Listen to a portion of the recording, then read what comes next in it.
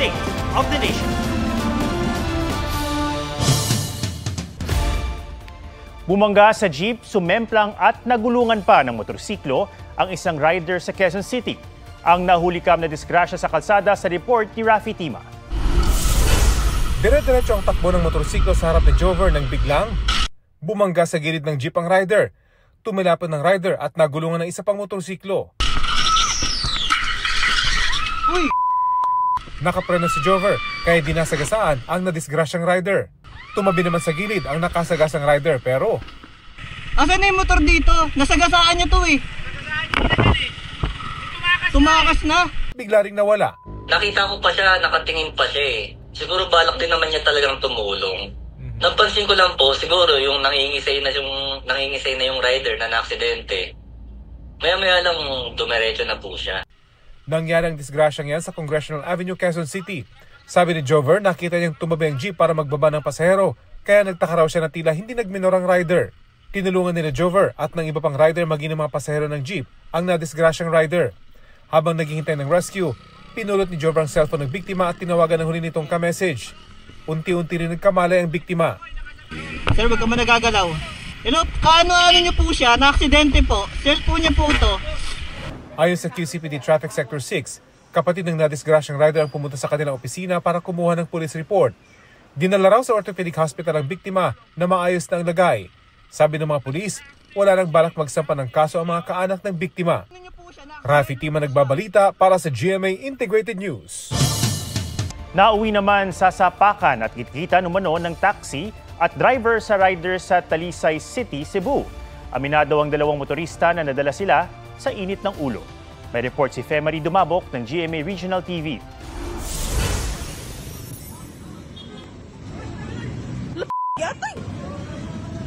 Biglang sinapak ng taxi driver na nakapula ang rider na nakaasul sa Talisay City, Cebu nitong Lunes. Gumanti rin ng suntok ang nakaasul.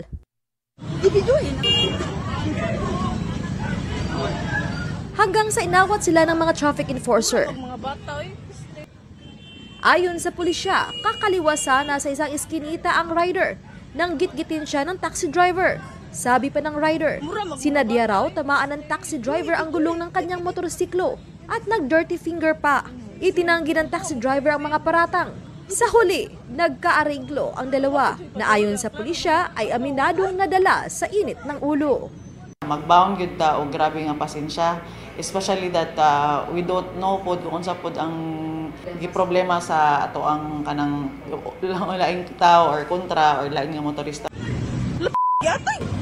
Femari Dumabok ng GMA Regional TV. Nagbabalita para sa GMA Integrated News. Nasawi ang isang rider matapos sadyang banggain ng isang kotse. Ang driver ng kotse hinabol ng rider na nanghablot umano sa kanyang cellphone. May report si Oscar Oida. Matulin na naghahabulan ang motorsiklo at kotseng yan sa may barangay Zapote sa Las Piñas alas 4:30 na madaling araw nitong Lunes. Ang habulan nauwi sa pagbunggo ng kotse sa motorsiklo. Nakita ko, nakandusay na lang po yung binunggo. Sabi po nung may-ari nung nakabunggo ng kotse, hinablutan daw po siya ng cellphone, kaya po niya hinabol at binunggo para makuha yung cellphone. Biglang huminto ang biktima kaya nabundol ang suspek ang likurang bahagi ng motorsiklo na sanhin ang pagkatilapon ng biktima sa bangketa. Dead on arrival sa ospital ang rider.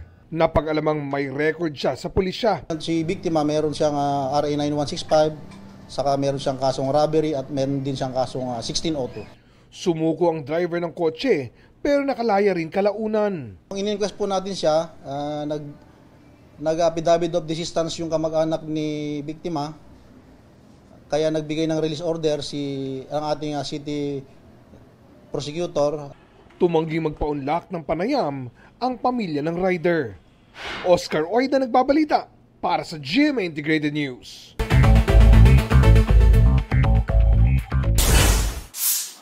Mga hakbang para makasunod ang retailers sa maximum suggested retail price ng baboy, ipatutupad ng Department of Agriculture. Kabilang dyan ang pagtutulungan ng Food Terminal Incorporated at isang private company para dalhin sa pamilihan ng baboy na pwedeng ibenta ng mga retailer ng mas mababa pa sa maximum SRP. Pinag-aaralan din ng DA ang pag-require sa mga retailer na ipaskil ang kanilang supplier at dealer, lalo't ayon sa mga nagbebenta ng baboy, mahal pa rin ang pasa sa kanila ng mga supplier. Sa tala ng DA, 39% lang ng retailers ang nakakasunod sa umiiral na MSRP, mahigit 3 linggo mula nang ipatupad ito. Barangay Captain sa Santa Maria, Pangasinan, patay sa pamamaril. Minamaneho ni Rolando Albino ang tricycle nang tawagin siya ng isang lalaki sa gilid ng kalsada. Nang hintuan ng lalaki, bigla siyang pinagbabaril. Tumakas ang hindi pa nakikilalang namaril.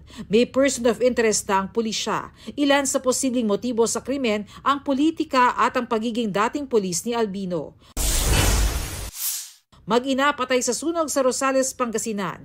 Ayon sa BFP, nakalabas na ng nasusunog nilang bahay ang ina pero binalikan niya ang anak. Sugatan naman ng isang lalaki na tinangkang iligtas ang mag-ina. Sa Lawag, Ilocos Norte naman, nasunog ang theater ng isang paaralan. Inaalam pa ang pinagmulan ng apoy. Bernadette Reyes, nagbabalita para sa GMA Integrated News. Dahil sa problema sa makina, isang pampasaherong jeep ang biglang umatras at muntik pang mahulog sa bangin sa Dasmariñas, Cavite. Yan at iba pang mga aksidente sa spot report ni Adrian Prietos. Sa halip na paabante, paatras ang takbo ng jeep na iyan sa Dasmariñas, Cavite. Nasagi nito ang isa pang jeep bago bumangga sa bangketa malapit sa bangin. Mabuti at hindi ito nahulog. Nasaktan ang ilan sa mga pasahero ng umatras na jeep. Pinagpapaliwanag sa Traffic Investigation Office ang jeepney driver. Sapol naman sa CCTV ang pagkaladkad ng pampasaherong jeep sa isang lady rider sa Dasmariñas pa rin. Natumba ang motorsiklo paghinto ng jeep sa tapat ng isang mall. Di na nahagip sa CCTV pero bahagyang nasakop ng rider ang lane ng jeep bago ito nakaladkad. Nilapatan ng paunang lunas ang rider. Nagkaayos ang magkabilang panig. Sa Cavite pa rin, nagkasagian sa intersection ang dalawang rider na ito. Pareho silang sumemplang bago nilapitan ng nagmamandong traffic enforcer. Tila nagbabangin pa ang dalawang rider pero nagkaayos na sila matapos dalhin sa Traffic Investigation Office. Adrian Prietos ng GMA Regional TV nagbabalita para sa GMA Integrated News. Mahigit 2,800 na ang nasawi sa Myanmar dahil sa magnitude 7.7 na lindol. Patuloy ang rescue operations.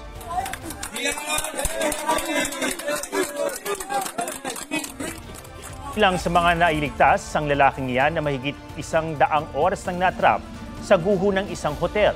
Nasagip din ng isang babaeng senior citizen mula sa isa pang gusali. Ayon sa state media, mahigit 4,600 ang sugatan sa lindol. Nagkukulang na ang mga gamot at overwhelmed na ang mga ospital ayon sa International Red Cross. 373 naman ang di pa natatagpuan, kabilang na ang 4 na Pilipino matapos kumuha ang tinitira nilang Sky Villa Condominium sa Mandalay. Samantala, ayon sa DFA, nasa Myanmar na rin ang ikalawang batch ng mga Pilipinong tutulong sa rescue and search operations.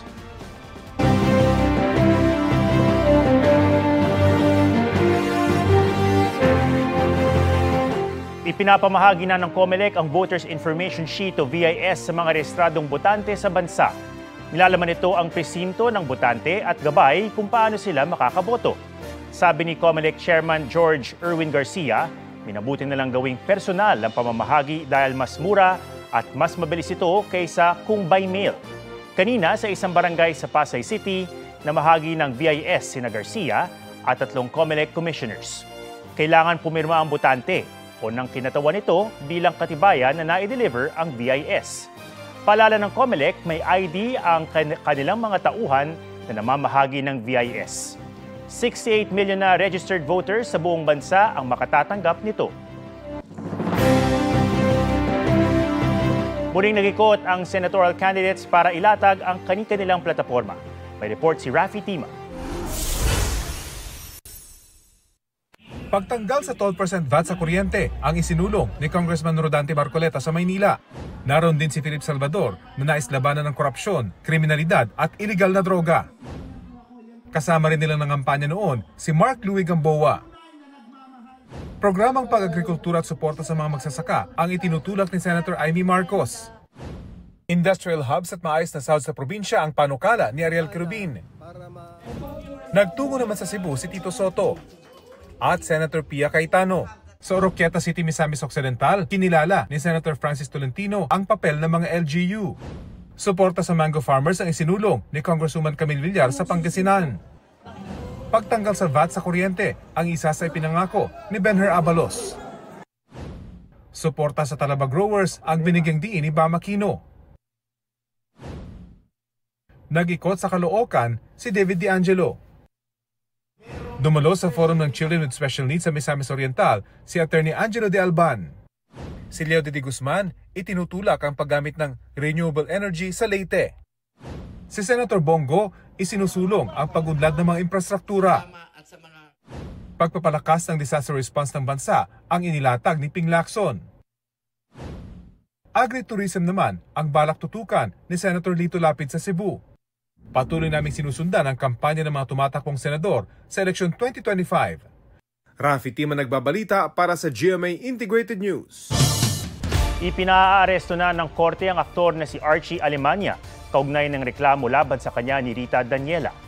Sa inilabas na warrant of arrest ng Bacoor City Municipal Trial Court, maaaring magpiyansa si Alemania ng 36,000 pesos para sa reklamong acts of lasciviousness na inihain noong Oktubre.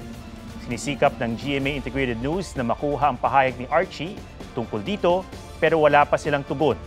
Umaasa naman sa agarang pagdakip kay Alemania ang kampo ni Daniela para masimulan na ang mga pagdinig. Yung bang nakikita namin ngayon sa social media, ano ba ito? Fan service pa ba to o may kasama ng feelings? Which one? Yung closeness ninyo ni Barbie. Yung closest namin, close naman talaga kami. Diba? But then,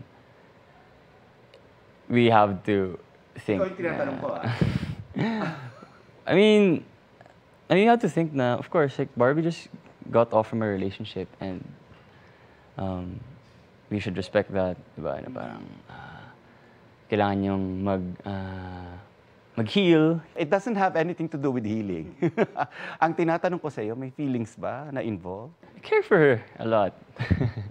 Yan ang honest confession ni David Licauco sa muli niyang pag-upo sa GMA Integrated News Interviews. Natanong din siya kung may nagbago ba sa pakikitungo nila sa isa't isa ng ka-love team na si Barbie Forteza ngayong pareho na silang single.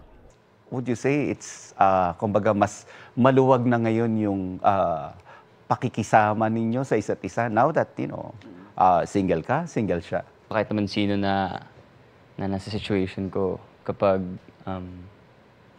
taken, hindi ka naman gagawa ng, like, medyo extra, di ba? Extra care, di ba? But now, obviously, like, when we're together, like, I care for her. And, ayun, syempre, mas maluwag nga, gaya na sinabi mo.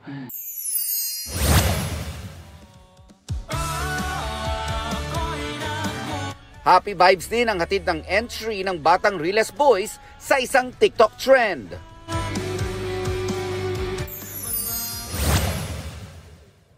'95 Batman Forever star Val Kilmer pumanaw na sa edad na 65 dahil sa pneumonia. Ayon sa kanyang anak, 2014 nang ma-diagnose ng throat cancer ang ama at kalaunay gumaling. Huling napanood si Kilmer sa pelikulang Top Gun Maverick noong 2022. Nelson Canlas, nagbabalita para sa GMA Integrated News. Ikinaalarma ng mga residente sa isang barangay sa Panglima Sugala, Tawi-Tawi ang magkasunod na pag-atake ng buhaya sa lugar. Isa ay nangyari habang binibisita ng isang mangingisda ang mga tanim niyang seaweeds sa barangay Buwan kanina. Nakaligtas sa mangingisda matapos niyang hampasin ng kahoy ang ulo ng buhaya kaya ito umalis. Kahapon, isang lalaki ang kinakat din ng buhaya habang nag-spear fishing. Tinulungan ng isang mangingisda ang lalaki na nagtamo ng mga sugat sa likod, balikat at braso. Kilalang habitat ng mga saltwater crocodile ang Panglima Sugala.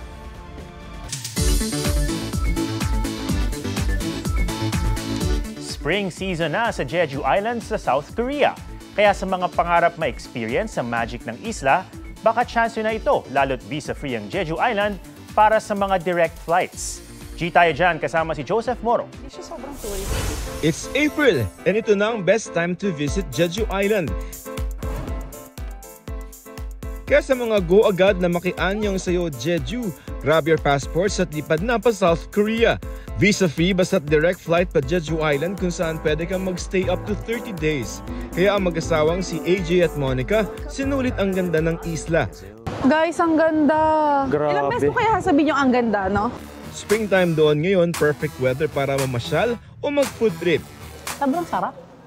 Naghanap kasi kami ng place that is somehow similar dito sa Pilipinas. Yung may beach na setting. So, pero gusto sana namin yung malamig. So, sakto, it's springtime sa Jeju nung pumunta kami. And perfect ang weather. Take a breather habang tinatanaw ang Chonjeon Falls at Jongbang Waterfalls. Malula habang nakadungaw sa stone pillars na nabuo dahil sa volcanic activity. O i-feel ang K-drama vibe habang nasa Songsan Canola Flower Field. Pero ang top spots ni AJ at Monica ang Udo Island. Kayang ikutin yan sa loob lamang ng 40 minutes sakay ng e-vehicle. Maganda rin talaga yung Udo eh. Sa Sorry, Udo kasi, sige, Udo. kompleto. Udo So, Island. meron kang activity like pwede kang mag-scooter or mag-bike, pwede kang mag-hike. Isa rin sa highlights sila sa Jeju ang makita in person ng Henyos sa Songsan Ilchulbong. Tinaguri ang Women of the Sea ang mga female freedivers na ang kabuhayan manguha ng lamang dagat. Sobrang tuwang-tuwa talaga kami. Na nakita namin, nag-dive talaga sila, di ba? Sa mga ready mag-Jeju trip, mas affordable raw na mag-arkila ng sasakyan para convenient ang pag-ikot. Kailangan lamang ng international driver's license para makapagmaneho o pwede rin mag-hire ng driver. Joseph Morong nagbabalita para sa GMA Integrated News. Yan po ang State of the Nation para sa mas malaking misyon at para sa mas malawak na paglilingkod sa bayan. Ako si Ato Maraulio mula sa GMA Integrated News, ang News Authority ng Pilipino. Huwag magpahuli sa mga balitang dapat niyong malaman. Mag-subscribe na sa GMA Integrated News sa YouTube.